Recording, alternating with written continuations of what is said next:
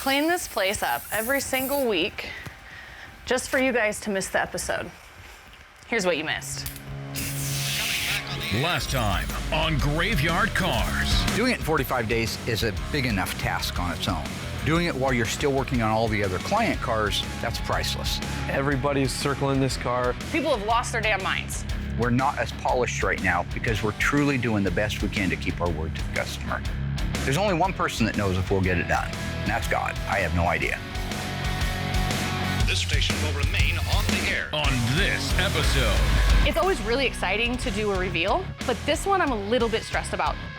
It would be really nice if Will didn't think everything I was doing was for the sole purpose of a joke. I'm dying to see this car. You're talking 50 plus years. Comes down to this moment. They're coming to get you, Barbara. In Springfield, Oregon, dead Mopar muscle cars are coming back to life. Restored by Mopar master Mark Warman. I'm a liar and a fat mouth. His daughter, Alyssa Rose.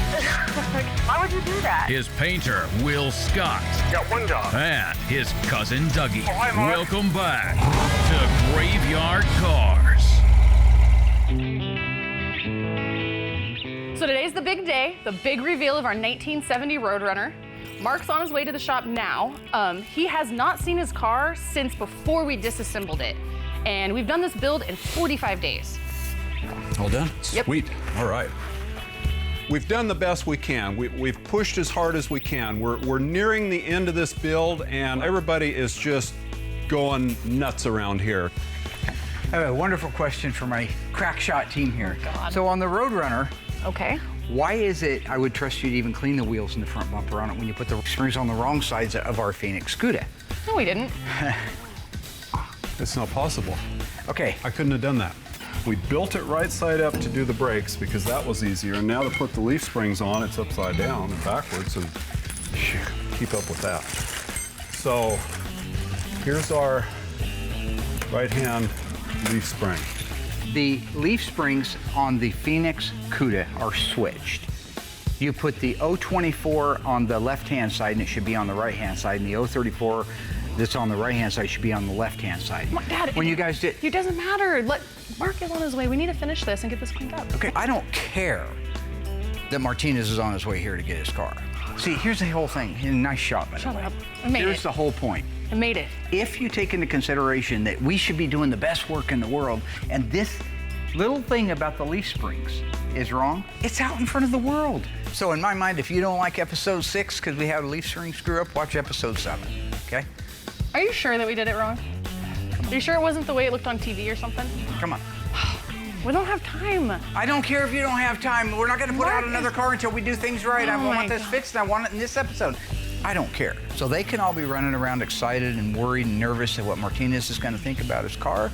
But I'm gonna go lay on them right now that they screwed up. It went out in front of millions of people around the world, and we're gonna clean it up this episode. I have a question for you. What's that part number? 340024.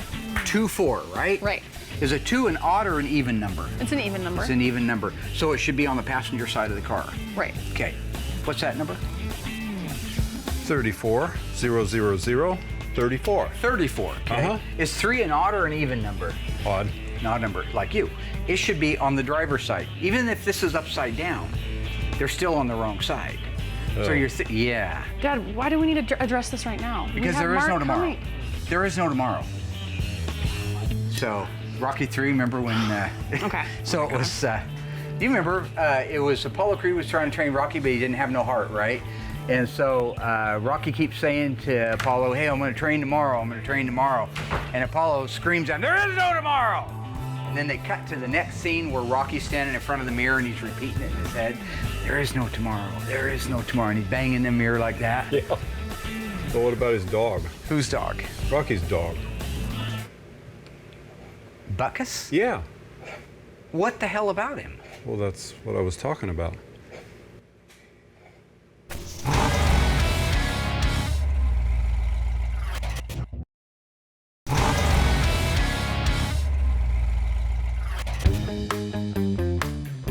So here we are on delivery day for our 1970 Plymouth Roadrunner. Everybody's been working around the clock. The 70 Roadrunner, you see sitting there, completed. And the only reason I'm not up right now doing my usual shindigs, shenanigans, whatever they're called, I'm exhausted. Okay, here it comes, huh? It's a big one. You like that hand slapping? That's good, isn't it? Producer hates it when I do that because it's loud. They say something's wrong with me with that nervous No one laughter, likes but listen to that. how loud it is. It's always really exciting to do a reveal, but this one I'm a little bit stressed about just because we didn't have the amount of time that we usually have. And even with the normal amount of time, we always have little things go wrong. So I'm over here kind of biting my nails. You know, I hope Mark likes his car. You know, I hope this goes well. Oh, see, that one even got me right there a little bit. That's funny. I can't wait for him to get here and see his car because he's a businessman and he's gonna tell us exactly how he feels. When he gets here, he's got to take in an awful lot of stuff. He's not gonna with us, he'll tell us. Don't how it ever is. say the S word around me. What? S? Businessman? He's a businessman? Businessman starts with an S? What country? We've been working some really long hours on this car, and after hours and weekends, and you know, we have really pushed through this car, and I hope it's good enough for Mr. Martinez. Every detail was finished, and from what I can tell, to perfection. The real final detail is him coming in and his response to it. And that's why we're all walking around a little bit on pins and needles. There's the man of the hour right there. Hey. Mr. Marcus Martinez, how are you, brother? Well, came to get my car. It's so emotional, I really can't even describe it to you. You know, this is definitely a full circle kind of thing in my life. You know? So you pretty excited? Are you kidding me? How long you been waiting to see your baby now? Since 1973, when I traded it in, and I haven't been able to sleep the last few nights, but I wish that everybody had the experience to work with a complex project like this and watch a true professional do his craft. I don't think I can isolate on any one particular thing that's really gonna drive me on this thing. As the memories come back to me, there's just gonna be such an overwhelming, it's gonna be a very overwhelming experience. It just says an awful lot about leadership. Good. You know, and Just talking about leadership. All right, anyways, let's see the car. He does not strike me as the kind of guy that's gonna water anything down. If there's something that's not right, he's gonna hit me between the eyes with it. all right. You ready to go see a car? Let's go out and take a look at a car, buddy. All right, here we go. Into the fray. This whole build is full of firsts. Building a car in 45 days, that's a first. So we got her all covered up. Wow. The cover that you see right now is tailor-made specifically to your car. The thing that makes this a first is he did not want to see any progress pictures.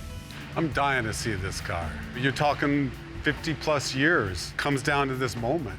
Okay, so here comes a 1970 Plymouth Roadrunner in Alpine white. When he looks at the car today, is it the right white that he was remembering from 55 years ago? I know I painted EW1, which is the only white that was available. Maybe somebody painted his car back in the day. I don't know. With a V21 Hood Sport treatment, V1X black top with black interior. He hasn't seen the vinyl top in person. He hasn't seen the interior in person. He hasn't seen anything, either in person or in a photograph, I should say. Everybody's very nervous.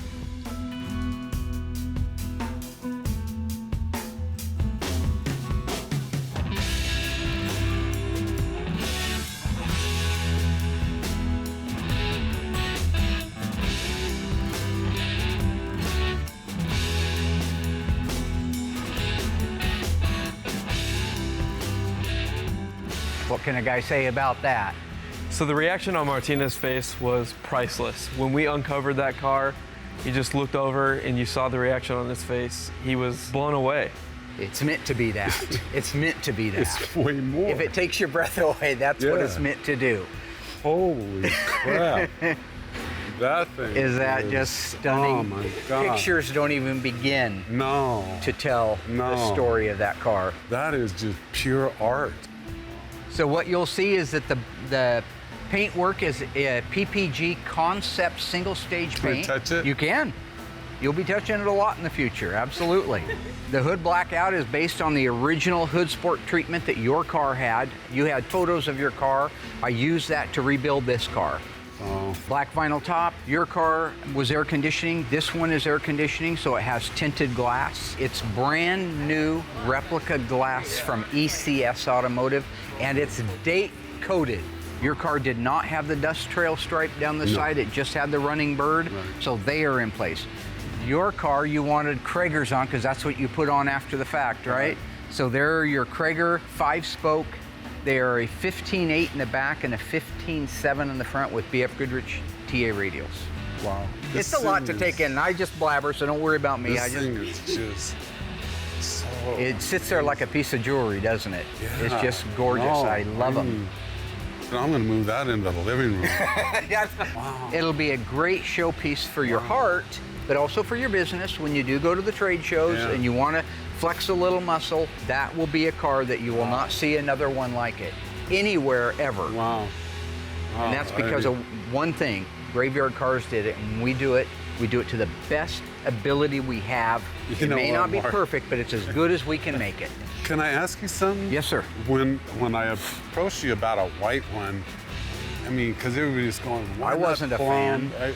Nobody was a fan. I wasn't and a fan. I go, you know what? I'm not doing it for you. I'm doing this for me, you know? And the only reason I became a fan of the white was when you told me the story about you and your brother and growing up in it, those 2 years you had the car and the pictures you had. And those are the things that I want to try to do that for people because I would like it done for me, to do unto others. Absolutely. If I could find my old burnt orange Charger, which I can't, I'm afraid the old girl's gone. Yeah. But one day I'll treat myself to a replica of it, and I'll cry just like you, and I'll feel all those emotions, and it's okay. Yeah. Because there's plenty of time for all the other stuff. These are tears of just pure joy and pure memory, pure. Wait till you're just buzzing it down the road, listening to the same old songs that you and your brother listen to. Led Zeppelin on the 8-track. Yeah. Stairway to Heaven. Whole lot of love. Well, speaking of a whole lot of love, would you like to see a whole lot of 392 Hemi under the hood? The all-new 1969.5 Dodge Super Bee, known as the A12 model, began showing up on dealership floors in the spring of 1969. Standard equipment was a 410 Dana rear end, a Holley 3 barrel setup on top of the 440, known as the 446 pack. A cold air induction fiberglass liftoff hood was also standard. You could get the car with a 4-speed or an automatic transmission. The wheels were a 15x6, painted black, no wheel covers, just exposed chrome lug nuts. Now, Plymouth also built an A12 car.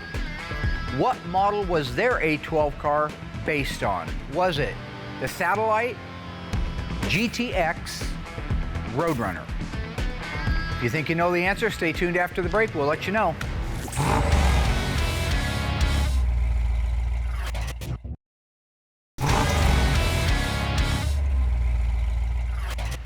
All right, my ghoulish friends, how did we do on that one? The A12 package car, like the Super Bee, was available in a Plymouth model. What Plymouth model was it? If you guessed Roadrunner, you were right, and you've been paying attention. The Super Bee and the Roadrunner were always sisters from their inception in 1968. They were both a medium price class car. The Roadrunner, just like our beautiful Super Bee, came standard with a 410 Dana rear end. You could order a 4-speed or an automatic transmission, but you were guaranteed a 390 horsepower 446 back or 6-barrel if it's a Plymouth engine. Lift-off cold air induction fiberglass hood, steel wheels, red line tires. Everything that was available on the Bee was available on the Roadrunner. It's just that the first 2 digits of that order would be RM instead of WM. So now you know a little something about the A12 cars. Remember what Tom Cullen says, M-O-O-N, that spells Mopar. This is the 2019 Mopar Performance crate engine. It's 392 cubic inch, exact same one you would get if you bought a new Challenger. Okay. Puts out 475 horsepower. In 1970, a 426 Hemi, which you didn't have, only put out 425. Wow. And this is a small block.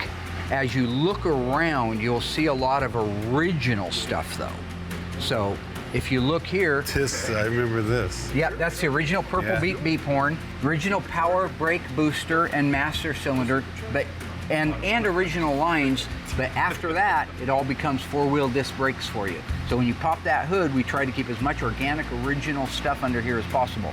Oh, it really shows, Mark. Northern I mean, radiator, custom built this radiator for us so that it would stay, this engine would stay cool. So we ran this the other day for half an hour and it never got over 190 degrees, just enough to open the thermostat. Cool. We have a hood insulation pad factory. The other things you'll notice in here, we replaced all the original information labels, and you can see right there, I've got my date. This is the Over here is the original fender tag. As we know, this is an original Roadrunner, and it was a different color than this, but this is the original tag. Awesome. A replica from ECS of the original idling instructions, idle fuel air mixture instructions. Making the air conditioning system was always tricky. We end up making our own hoses in a lot of cases. It's okay. Because originally this is a big old V8 in there. It had this great big compressor on the top. Well, now with this engine, the compressor is just a small aluminum one that mounts way down here. Holy moly. So all that plumbing over there is for your air conditioning, and that is your ECM. So your fuse panel for your controller for the engine, it's easy access under the hood, just like So working that's the computer? That's the fuse. Yeah, the computer's back there, and the control panel for it's right there. So if you blow a fuse, it's right there. This is just art. I mean, I collect art too. Oh, good. You know, so. Good. I'm Can you very- take Dougie with you? Because we've always kind of considered him a form of art. Yeah. So we know that your car originally started life with a 383. Right. And this has got the 392 in it. Right. That was long before they thought of the 392 crate engine. So in your car, you told me you had turn signal indicators in the back of the hood. Right. And of course, if it was a 383, then right here in the back, it would say 383. Right. So take a look at what we did for you here. I reached out to our friends down at Phoenix Graphics, and they made us a three-dimensional graphic that calls out 392 Hemi. And That is just. only one in the world like it. And you've got your turn signal indicators in there still too. Wow. That is, so now when you're driving, that's what you get to see. Holy moly. I'm so humbled. It's a good thing. Oh man. I love it. Yeah. So on the trunk, it's detailed out just like an original trunk would be. Now you've got Krager wheels on the car, that's by choice, but you also had us build you a set of the replica 15.7 rally rims with beauty rings and center caps.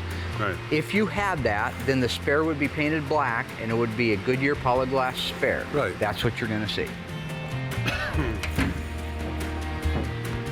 So that's your Goodyear Polyglass replica spare, brand new jack base and jack hook from Tony's Mopar Parts. Now with this engine, we could not keep the battery up here like you would in a normal car. So the old drag racers, you probably remember, would relocate them to the trunk. We did the same thing. Okay. Original jacking instructions.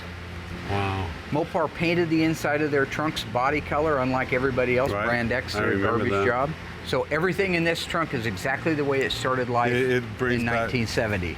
I used to load this thing full of construction cords.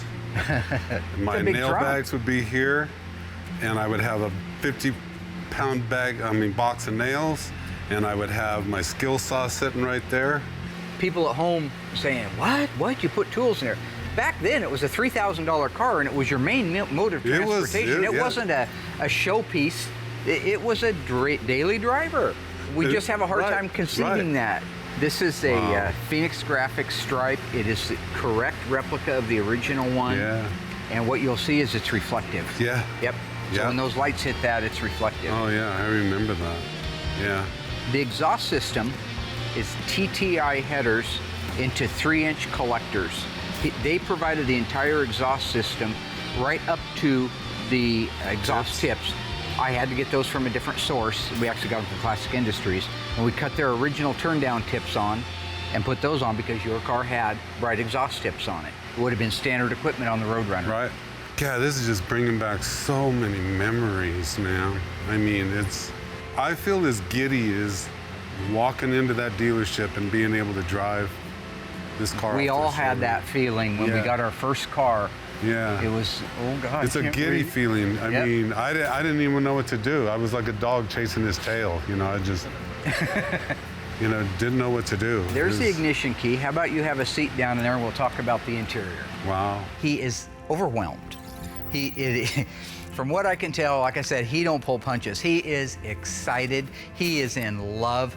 A couple things before I let you sit down. This is a replica again from ECS Automotive of the original VIN for the door. Wow. Only one company in the world reproduces them, and we get them from them. You have an original over here, tire pressure warning label. Everything is meant to be the way it was in 1970. This is a replica of the original paper mat that you would have got the day you went into your dealership. Are you serious? I'm gonna unroll it a little so it'll actually lay out. Yeah, again, ECS is making these. So now you have that. I did a pedal dress up kit, so you have the bezels, a little chrome around the bezels and the parking brake, but also I didn't remember if you had the wood grain, but we gave you the wood grain wheel. Classic Industries makes a beautiful replica. I didn't have, You had the black I plastic. had the black, but I like that one way more than that. This is why we do what we do. This is why I'm involved here at Graveyard Carz. This is what matters to me. It was awesome. So have a seat, my friend. Take a look at the gauges. I'll turn the park lights on so you can actually see the gauges. There you go. Oh, wow, more. So here you have your tick-tock tachometer. We did a quartz conversion in it, so it'll actually work like it's supposed to. We had our friends at Instrument Specialties actually modify it so that this would play well with the engine, and it does. Your tach works. You have all of your full gauges, AM, FM radio, all the air conditioning buttons at the top. You have your meep horn. Now, you stay right there because there's something I want to show you. Marcus, if you don't mind, I want you to look at this right here. It's okay, man. He's always with you, brother. Always. And that's what it's all about. I just wish he was here. It's all good, man. Thank you, Bart. So he's always riding around with you. Make sure he doesn't get you in any more trouble than he did back in the day, okay? You did too. I know, you told me some of those stories. Oh, man. Yeah, he was. As we get older, and I've noticed it with me, my mom passed away a couple years ago here. You know, we spend the first half of our lives trying to get away from home. And I think we spend the second half of our lives trying to get back. So yeah, that was just something I felt like he needs to be shotgun with you at all times. You told me you called him Ed? Yeah. Oh, man. Well, so I think at the end of the day, Wow. we've been able to Yeah, I would say that this went way past. You're a good guy. This went way past. You know, and the thing is you're an amazing man with what you do. You literally, you just bring dreams to fruition in a way that is just overwhelming. It's just overwhelming. I'm humble. I don't know what else to say. Yeah. But your reaction is all the thanks I need. And you know, one thing is to do a car right. That's what we get paid to do. Yeah. But I think if you can just help that person get some of those memories, keep them alive or get them back, then what a victory for all of us, right? That's what it all comes down to. That's all we have at the end. That's it. Yeah, the greatest gift in the world to me is memories. Yeah, the thing is, without them, why you here? Yeah, why? Right. Why you here? Why are you bothering if you're not making something real? Yeah, exactly. I'll be forever in your debt, Mark. Yeah. Forever in your debt. One great thing this morning was it was a little bit quiet when I first got in, and I was able to get the car out, start it up, warm it up, and go on a test drive. The gears feel good. This is the 6-speed transmission that we get from our friends over at Silver Sport. It's a Tremec that's been modified to fit perfectly in the center opening of a B-body floor. We can even use the B-body shifter handle with it, the pistol grip. So here we go. So far good, no rattles. First gear. Nice quick shift to second, felt good. Car's tracking nice and straight down the road. I've got good oil pressure, 60 pounds. Actually, make that 80 pounds at an idle. Temperature's running 185-ish right now. Tick-tock tack is working great. Okay, first gear feels nice. Second gear shift feels good. Very nice, feels good. Boy, that rack and pinion is nice. See, now that's that Magnum force coil-over front suspension, so we don't use our torsion bars anymore. And we have a power rack and pinion. The integral steering is gone. And because of that, that thing moves like that, like it's on rails. Just can't get over how nice that holds the road.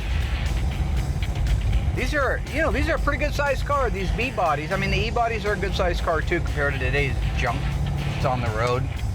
But typically, these haven't been known for incredible handling. Feels good, second gear, 30 miles an hour. Let's give it a little throttle. Yeah, nice. This 392 puts out 485 horsepower. It's feeling really nice. No weird vibrations from the tires. Handling the road like it's supposed to. It's shifting like it's supposed to. That's just a nice idle. According to this, it's about 900 RPM. It's a really nice first drive. Every gauge working, heat work, AC, wipers, steering. I love the turn signal indicators in the back of the hood. That is just the coolest feature. Mopar always the coolest. I mean, yeah, granted they had great colors, all the cool stuff, but just everything together as a package made these such a neat car. It's no wonder a kid just fell in love with them. I don't know why more kids didn't, because around town here in Springfield, there weren't very many Mopars at all. Me and Doug had about the only ones at the high school besides a couple other kids. Everybody else was Chevy freaks and Mustangs. Plain hamburger, no identity stuff, you know? People who had no aspirations to do anything with their lives, they'd drive a Camaro. Well, that was back then. Now, obviously, it's different. I wanted to be able to go on a test drive before Mark got here for obvious reasons, but my intention is to have Mark ride with Alyssa. Alyssa's the new QC manager. That means she is now in the crosshairs, where old Mark Warman used to be. Oh, this thing is insane. I mean, insane. I can tell.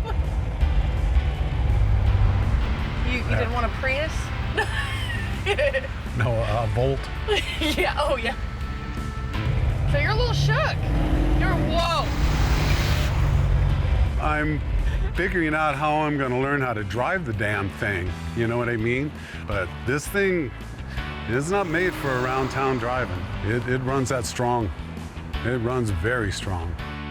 Talk about adrenaline the whole time you're driving in this car though, Oh. right? Like, Hello. you just tell there's so much power. I seriously thought I was on the start line of the Daytona 500. It had a feeling of intimidation and just extreme power. Woohoo! Oh my God. Oh my God. How's that? That is pretty damn crazy. So compared to the original engine that was in it. No comparison. No. No comparison. So you didn't expect this? No, this is way the hell over the top. I mean, holy moly. You know, I was able to put my foot a little bit in it, but it pinned me so hard to the seat that I just backed right back out of it. It's a machine. It's nothing I'll let anybody drive, I'll tell you that. You know, it's insane. It's fast, huh? Pretty crazy. You can tell it just wants to go. That's all it wants to do. Yeah. The shoulder strap wasn't a bad idea. Woo! That is so cool. You don't get that in another car. You don't get that. No. That pull, as soon as you feel that pull back, it's like the butterfly. It's like, woo, okay. This is cool, girl. This is cool. Your pops is the He's okay sometimes, I guess.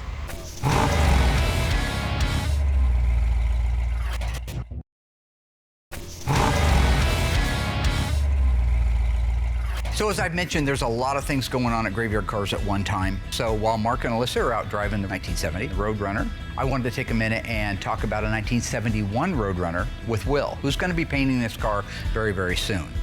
This is a really cool, unique car that I want to share all of the knowledge that I have on it so far with Will. So you know how on a 1970 to 74 E-body, the vehicle identification hidden numbers are right here? Yes.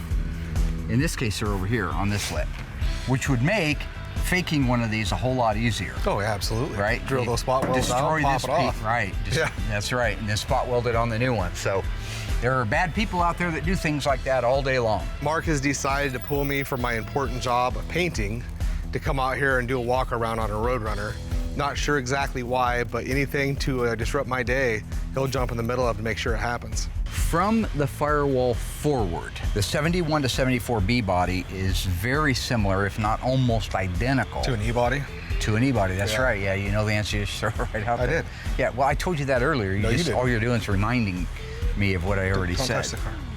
I know it needs to get primered. Well, you just touched that. All right. It would be really nice if Will didn't think everything I was doing was for the sole purpose of a joke. All right, I do like to have fun and I do like to be lighthearted, but I'm also trying to teach him something that is very important. Yeah. And what exactly are the E-body cars? Cudas, Challengers. You say it with more authority because you seem like you're kind of guessing. No, Okay, Cudas Challengers. and Challengers, that's right. And what year represents the E-body? The important ones. See, you shouldn't be shooting stuff out like you're all that in a bag of chips. I'm Okay. not. There's really no point in being out here. He does take you around and show you cool things that I don't know. But the problem is, A, I don't have the time, and B, he's a horrible teacher. Now this car's a 1971 Roadrunner. They call it the Coke bottle style. Well, this and the Charger, the 71, 74 B bodies, they were calling the Coke bottle style. Because I think that's because if you go way up in the air on a lift and you were to look down on the car, it kind of has that shape to it, kind of like an hourglass or a Coke bottle. Why he doesn't take the time to study the car and the fender tag and the history behind it. Just take a second and take a look at that fender tag. 446 barrel, 4-speed manual transmission, black bucket seat interior, EV2 Tour Red, power disc brakes, hood pins, inside hood release, this car's rear spoiler car, turn signal indicators, performance hood treatment. It's got the over-the-roof stripe on it. The car is absolutely loaded. So when you take all those things into consideration and you add that option list to one of the 137, in all likelihood, this could be a one of one 1971 446 barrel 4-speed Roadrunner. I think he needs to be paying attention to that. The other things that make this car very, very unique, besides the shape of the body, is... Stay tuned after the break. I thought that was the Let car. me ask you this. Oh. What option could you get in 1971 on a B-body like this beautiful car right here? Actually, I just... What model could you get in a 71 B-body that would have guaranteed you a 440 Super Commando guaranteed or an optional Hemi? All right, let me Same call... body style. Okay, let me call Tony. Same length, width, height, identical. Should I just call Tony? You can call Tony all you want, but Tony should know that, yeah. Yeah, I know. So I just got But my why? answers. But you're the guy running around here saying you know all this No, stuff. I've Yeah. never once Yeah. done that. It's called a GTX, the GTX model, which was introduced in 1968. So the folks that own this car, they live on the East Coast. They personify everything great about car families, all right? They love cars and they have forever. So this family still has Mopars. They've drag raced them since the 70s. They had an old 8mm home movie of that car drag racing in New England at a drag strip. One of the things that they did was at about halfway through the show, they brought all the funny cars out into the middle of the track and started them up at one time. So until you've heard 33 top fuel funny cars running at the same time, you haven't lived. That's what this whole trip and journey Graveyard Carz is about, is bringing back those memories and glorifying them. It's okay, right? There's some of the best times in our life. It's a great car with a great family and a great backstory, and probably the first time in Graveyard Carz history that I have a actual 8mm home movie of the original car that we're restoring being raced from the late 70s. That is just plain cool. All right, class on the 1971 Plymouth Roadrunner 446 barrel 4-speed is Jorn. I learned something today. I learned I need to find a better hiding spot.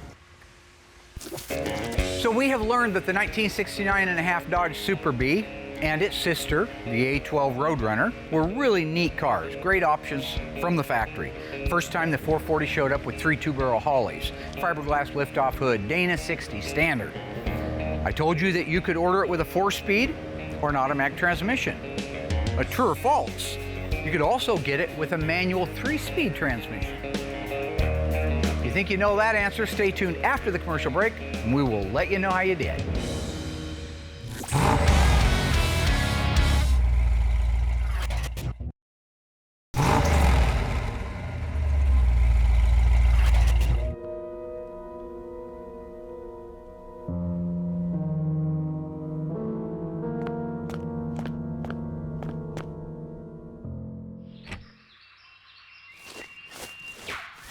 Whoa.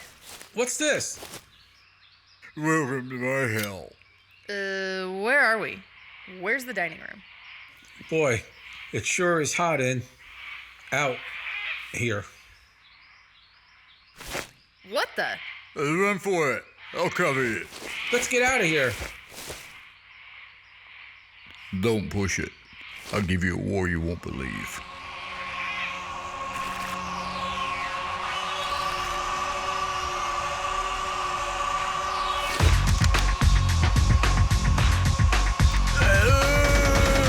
So anyway, I tells the little chick, look, yes, I graduated high school. Yes, I've got the Trans Am.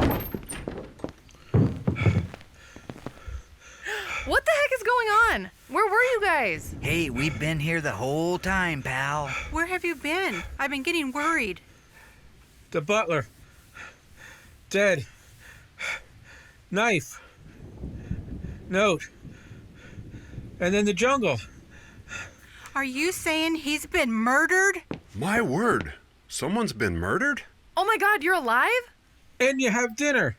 Hey, where's Gambo, pal?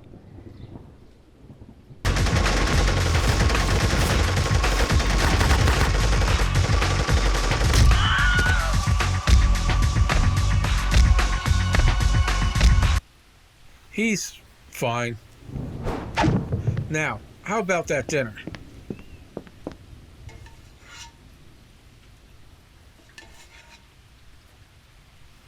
Hey, where's the soup? In your bowl, Mr. D'Agostino. Can't you see, can't you tell there's nothing in my bowl? I'm dreadfully sorry, sir. I just remembered. The cook was fired last week. It must have slipped my mind. I'm afraid I'm dead on my feet. Oh my gosh. Pal. My gosh, what happened to you? They drew first blood, not me. Everybody, look.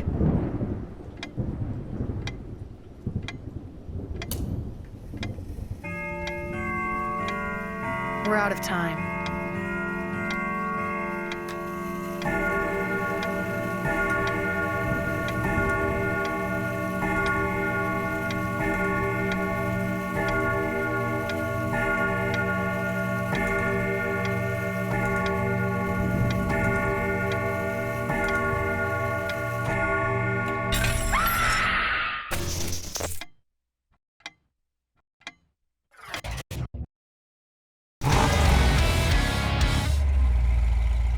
All right, folks, how did we do on that one?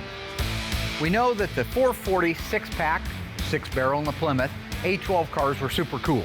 Had a lot of standard features on them. I even told you that you could order a 4-speed or an automatic transmission. The question was, true or false, you could order a 3-speed manual transmission as well. If you guess that was false, you're my hero. You've been paying attention to graveyard cars. The 3-speed was never available behind a 440 with any induction system. And it was never available behind the legendary 426 Semi. In fact, the manual 3-speed transmission was the base entry level. You didn't have to pay extra for it. So for example, 1970 Cuda 383 standard engine came with a 3-speed manual transmission unless you selected something different. And the largest engine that the 3-speed manual transmission could come behind was also the 383 Super Commando or Magnum in a Dodge lineup.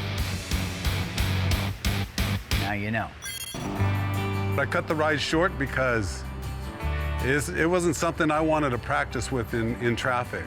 Very difficult to control in terms of, you know, you just need to be a little bit on that gas too much and you're in trouble. You're in trouble real quick. You look a little shook. No, I am. Truly. He wasn't expecting all that power. This He's thing. shook. This thing He's ready to come back. Ooh, I loved it. I loved it. The vibration was of that motor was insanity. What can I say? Probably the most beautiful car that I've ever owned. All right, there goes the taillights to our 1970 Plymouth Roadrunner 392 6-speed Dana rear end car. Dream build number 3 for Graveyard Dreams. As it leaves, here comes dream build number 4. A 1969 Plymouth Roadrunner that I took on about 6 months ago for a gentleman out of Cottage Grove, Oregon. This guy worked for his father and he worked hard. Don Jones is very successful. He's been in business and owns many dealerships here in the country now. But he started out washing cars for his dad. He started out sanding cars in the body shop. That was his job. He had to really work and earn money to be able to buy a car. And what car did he want to buy? A 1969 Plymouth Roadrunner 383 automatic. The ACV, I think, was $350, the actual cash value, and I think he paid $450. He bought it from the dealership for $450. It was A4 buff silver with a black top automatic transmission. I don't remember all of the details, but here we go. Graveyard Dreams again, a guy who right now could go out and write a check for anything he wants. I mean, he's a successful man. But he wants his old 69 Roadrunner back so he can have fun. So when he looks at the pictures of him standing next to that car, tall, gangly looking guy, thin as could be, you look at those and you think, oh, that was his life though. That was the time period, that was what he did. He was a person then, he's a person now. When he was a person then, his life revolved around that 1969 Roadrunner. This is going to be one of the funnest stories we've ever told because it's the first time we've worked for somebody that had a dealership, a Mopar dealership back in the day. He has pictures of the dealership. He has pictures of the cars that were at the dealership. All of his escapades. He was one of those guys that actually documented things with pictures. I never did. That's why I only had one picture of my 70 Charger. Graveyard Dreams, part of Graveyard Carz, is alive and well. And I am excited to see this car come back to life because he's adding some things to it that he wanted to have when he was young but didn't have quite the wallet to do it, or maybe necessarily the shop that could do it. But he does now because it's called Graveyard Dreams. It is with a heavy heart and a humbled spirit that I have to announce the loss of our dear friend, Larry Fortner. Larry, also known as Larry's Interiors, exclusively did the upholstery work for Graveyard Carz since the beginning of the show. Over the years, we developed a strong friendship through faith, laughter, and respect. I like doing original work, so I always hit for the original work because I just love it. And I like the Mopars, and so that's what I do for a living, and I'm training my son and hoping he can take it over and keep going. I love it. I think it's so neat to come in here and work on a real nice, fancy car. I like working with Mark, and he's always good to me. I looked forward to coming doing this. And I was thinking, I'm not quite there yet. I didn't get my strength back yet. But we did it, and I've been happy that we did. So why go do something else? Larry always rose to the occasion. The bigger the challenge, the more he shined, especially if he knew he was making a difference. We at Graveyard Carz owe a modicum of credit for our success to Larry Fortner. He will be missed. Godspeed, my friend.